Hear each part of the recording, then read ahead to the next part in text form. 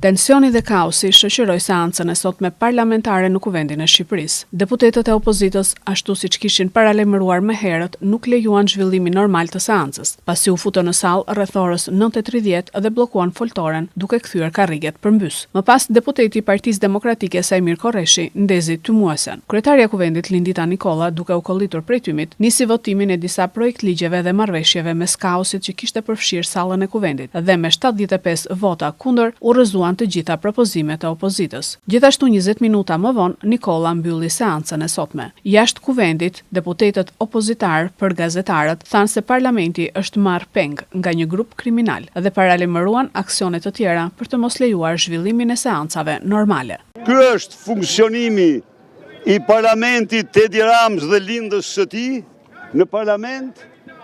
Ky është turpi i Shqipërisë, i Europës dhe i çdo vendi të lirë.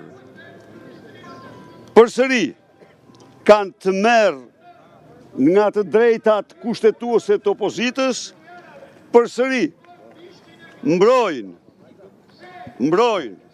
pasuritë e tyre të vjedhura me pushtetin e Edi Rams, përsëri mbrojnë Edi Ramën, përsëri vazhdon kolapsi i plot dhe asgjësimi i pluralizmit në parlament.